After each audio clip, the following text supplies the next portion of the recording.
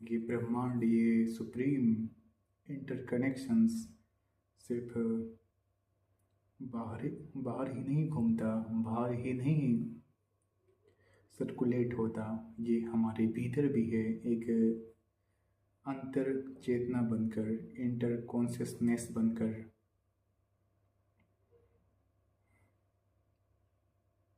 हमारे भीतर में हर तरह की भावनाएं मौजूद हैं, अच्छाई और बुराई के संदर्भ में। अंतर्निहित चेतना एक शाब्दिक अर्थ है। प्राचीन काल से ही हम देखते हैं कि हम ह्यूमंस किस तरह डेवलप्ड कर रहे हैं आज के इस वर्ल्ड में, इस 10th जनरेशनल वर्ल्ड में। इस 10th जनरेशनल वर्ल्ड में किस तरह एक मानवता का एक अदृश्य तत्वों से सामना होता है। हम देखते हैं कि हमारे अंदर के सभी भाव, सभी संदर्भ में किस तरह की अंतर चेतना निहित है।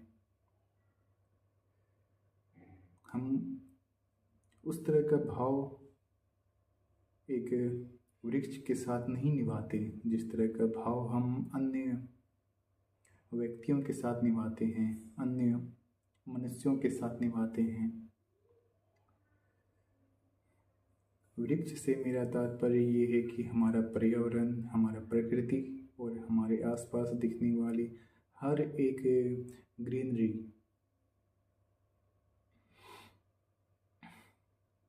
मैं जब छोटा सा बालक था, 5 वर्ष के दौरान, मुझे ये एहसास हुआ कि मैं जो देख रहा हूँ, मैं जो समझ रहा हूँ, मैं जो खा रहा हूँ, मैं जो पहन रहा हूँ, उन सभी चीज़ों का एक खास जुड़ाव है इस मानव का एक संग्रहित संगठन में। हम देखते हैं कि हमारे भीतर की सारी भावनाएं, सारी उद्धव ने नेतृत्व संरचनाएं किस तरह से डेवलप्ड हो रही हैं हमारे आज की इस सोसाइटी के लिए।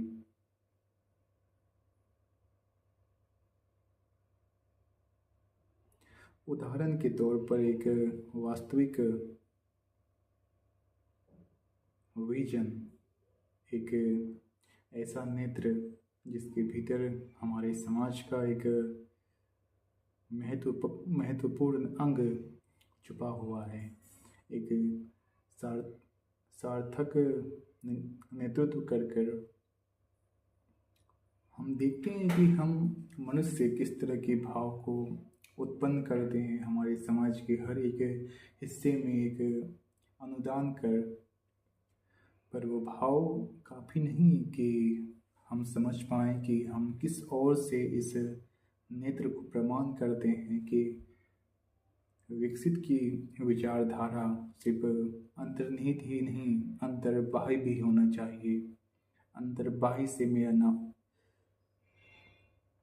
तात्पर्य ये है कि हम जो सोचते हैं, हम जो दिखाना चाहते हैं, हम जो करना चाहते हैं, उनका एक खास जुड़ाव हमारे बाहर भी होना चाहिए, बाहर के सारे तत्वों से, चाहे वो व्यक्ति हो, समाज हो, या हमारा पर्यावरण, हमारा वृक्ष।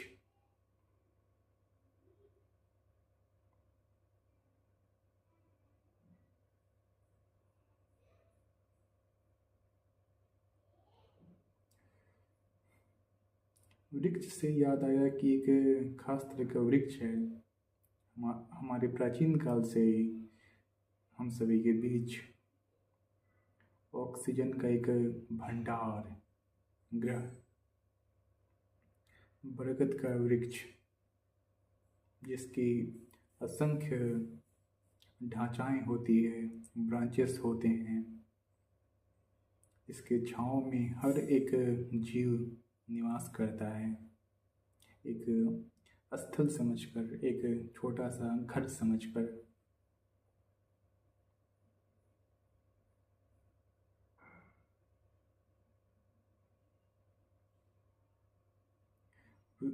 वृक्ष भी सांस लेता है और सांस छोड़ता है, पर वो सिर्फ खुद के लिए नहीं जीता, खुद के लाइफ स्पेन को ही नहीं एक ढांचा में चेंज करता, बल्कि उसके आसपास के हर एक तत्व से वो पूर्णतः अंतर्निहित होकर जुड़ता है। एक सात्विक भावना के भांति, एक सात्विक भविष्य के भांति, एक सात्विक दयावान तत्व के भांति।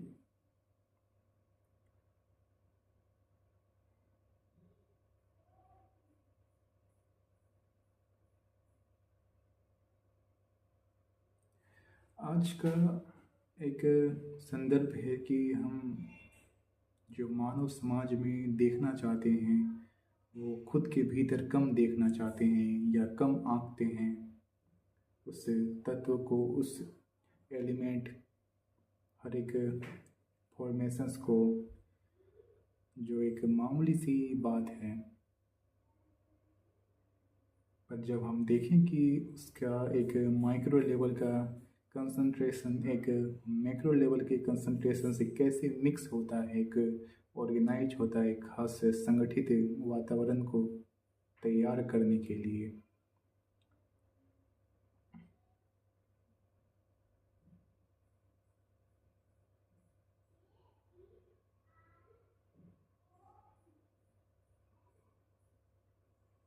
इस बात से हमारे आज के मानव समाज को उदासीनता महसूस होती होगी कि आज से 5,000 वर्ष पूर्व का जो युद्ध होता था, जो युद्ध भूमि होती थी, उसमें तरह तरह के वेपन्स होते थे, तीर, धनुष, भाले।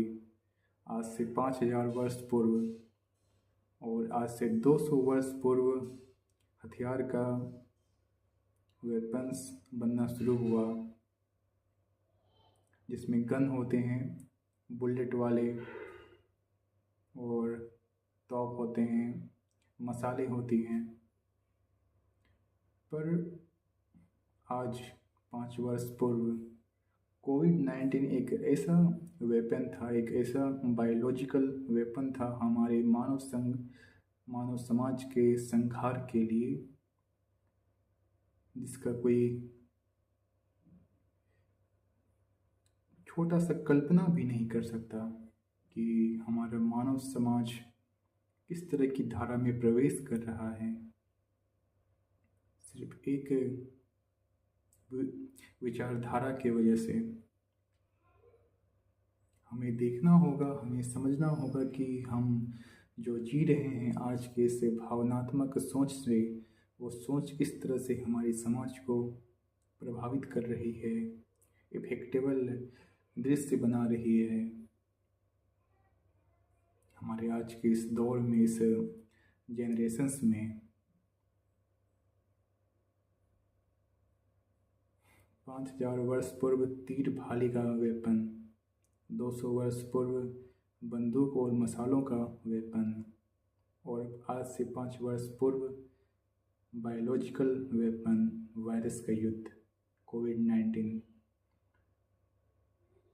कुछ लोग तो ये भी सोच रहे हैं कि एआई, आर्टिफिशियल इंटेलिजेंस, उसके भविष्य को बर्बाद कर रहा है, उसके आज को तहस नहस कर रहा है, पर उन्हें ये महसूस नहीं होता कि वो किस तरह से जुड़ चुके हैं एक आंतरिक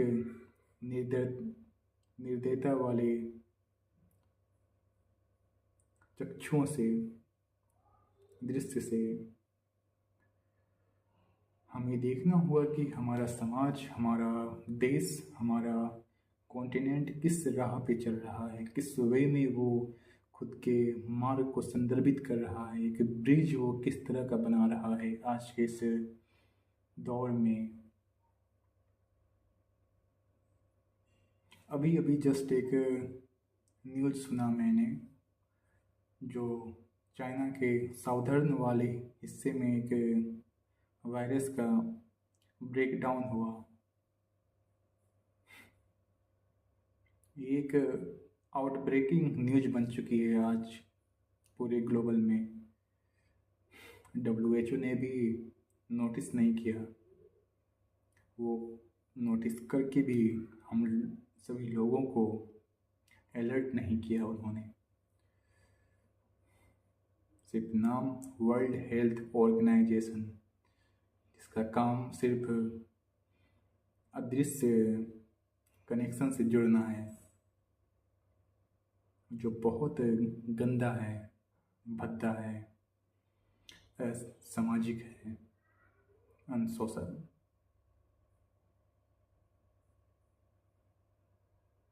हमारे समाज के हर एक दृश्यों से ये व्याप्त होता है कि हम किस तरह की भावना को उत्पन्न कर रहे हैं हमारे समाज में, हमारे देश में, हमारे काल में, हमारे हर हर एक व्यक्तांग में।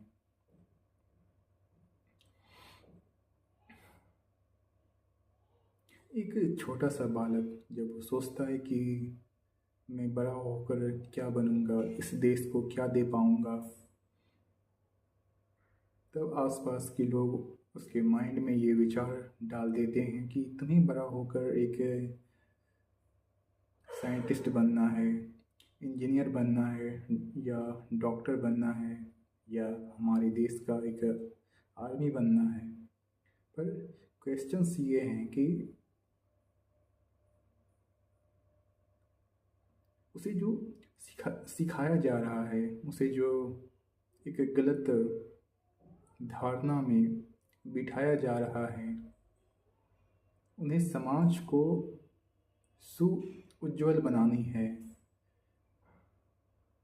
वो रास्ता कोई भी हो सकता है,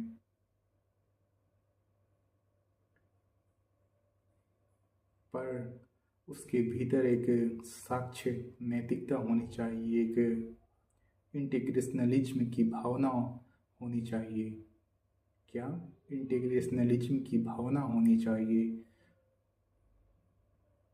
उनकी, या उनके भीतर की इंटेग्रिटी, एथिक्स मरनी नहीं चाहिए, चाहे वो किसी भी क्षेत्र में क्यों ना जाए, मेडिकल के क्षेत्र में, इंजीनियरिंग के क्षेत्र में।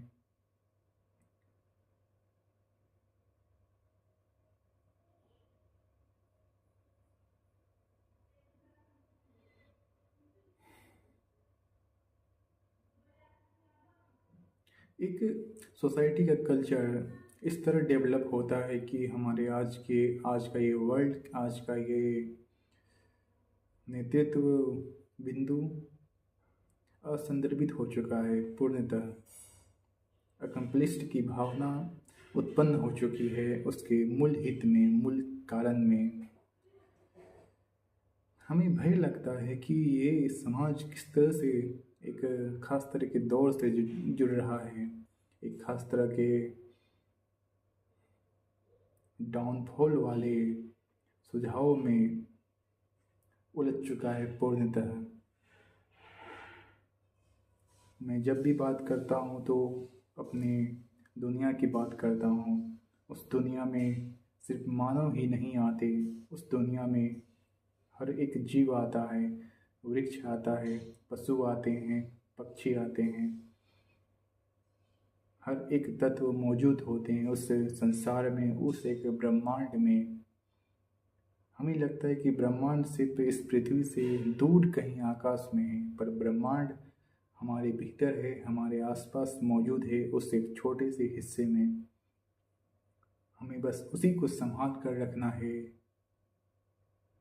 सिर्फ फ्यूचर के लिए ही नहीं, हमारे आने वाले कुछ डिकेड्स के लिए भी, जो महा भयंकर होने वाले हैं, डेंजरस होने वाले हैं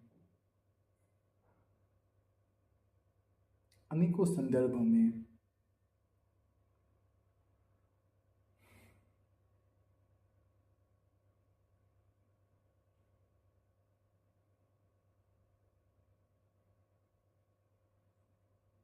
हम भले ही ईश्वर की चेतना ना बन सके, पर ह्यूमन की जो चेतना है, जो सोच है, उसका एक खास विचारधारा को खुद के अंदर डेवलप्ड कर लें, ये बहुत ही मज़ेदार किस्सा होगा आज के इस समाज के लिए। मनुष्यों को मनुष्य बनना चाहिए। ईश्वर तो वो फिर भी एक अनंत चेतना के बराबर है, जिससे जुड़ना ही मनुष्यों के लिए एक बहुत बड़ी फैक्चुअल बिंदु है।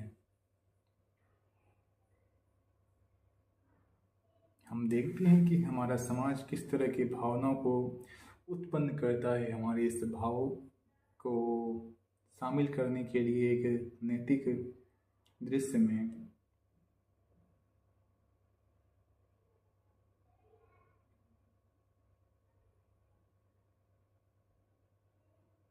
वेस्ट बंगाल के कोलकाता में क्या हुआ, बांग्लादेश के ढाका में क्या हुआ,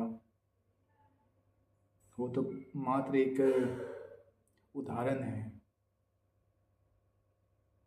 हमारे भविष्य के हर एक नई दुष्ट विचारधारा का जो तैयार हो रहा है एक बहुत बड़ी आर्मी के साथ। हम देखते हैं कि हमारे भाव जो उत्पन्न होते हैं हमारे ही शरीर में, हमारे ही शरीर की एक छोटी सी चेतना के केंद्र बिंदु में एक रियलाइजेशन, मात्र एक A+B वाला फॉर्मूला नहीं, बल्कि एक महासूत्र है हमारी अंतर चेतना का, इनर कॉन्शियसनेस का। हमें समझना पड़ेगा हमारे आज के ह्यूमंस को। सिर्फ बुक्स को रीड करने से हम मनुष्य नहीं बनते, बल्कि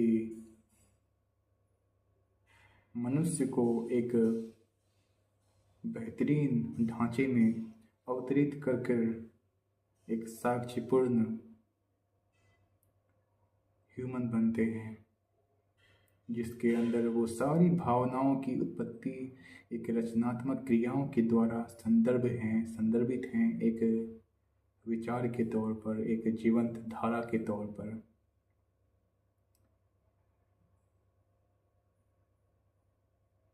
देखते हैं हमारे समाज को ये किस तरह की भावना उत्पन्न करती है हमारे इस संदर्भित वेक्तांग में, इस संदर्भित पॉइंट्स में।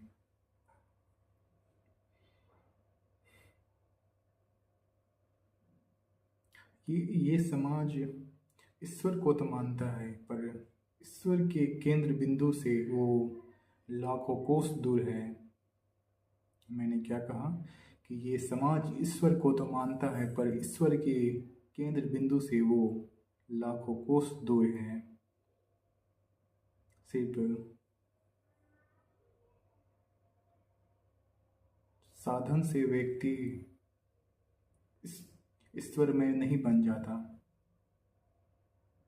उनकी या उनके भीतर की साधना भी बलशाली होनी चाहिए ईश्वर के केंद्र बिंदु से जुड़ने के लिए, उस एक सेंटर से जुड़ने के लिए। मैं सोचता हूँ कि हमारी पृथ्वी, हमारा ये ब्रह्मांड हमसे और हमारे भीतर के केंद्र बिंदु से शुरू हुआ है। एक शब्द का प्रमाण बनकर, और वो शब्द है जीवन की अनंत धारा।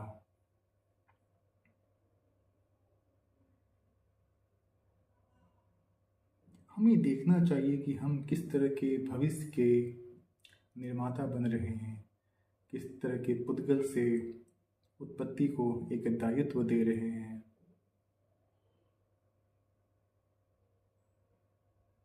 मैं जब भी देखता हूँ इस खास तरह के दृश्यों को, तो मैं सोचता हूँ कि ये कैसे हो सकता है, वो भी आज के दौर में।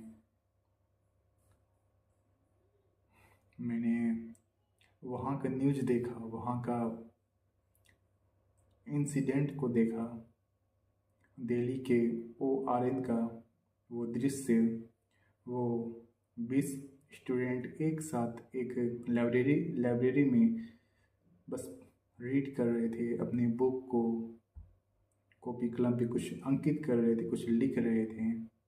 उसी दौरान पानी का एक तेज बहाव उनके जीवन के हर एक डोर को तोड़ देता है।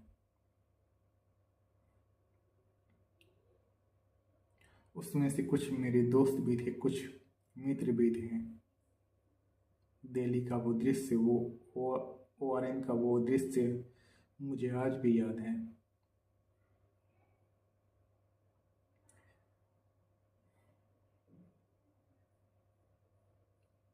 मैं सिर्फ एक ही चीज़ की बात करता हूँ, इस अनंत जीवंत धारा की।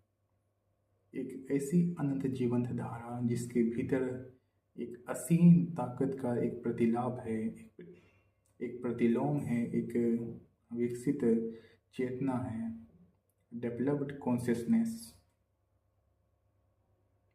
एक ऐसा डेवलप्ड कॉन्शियसनेस जिसकी अंतर चेतना में हर एक तत्व का समान मिश्रण है, एक समान गुण है, एक समान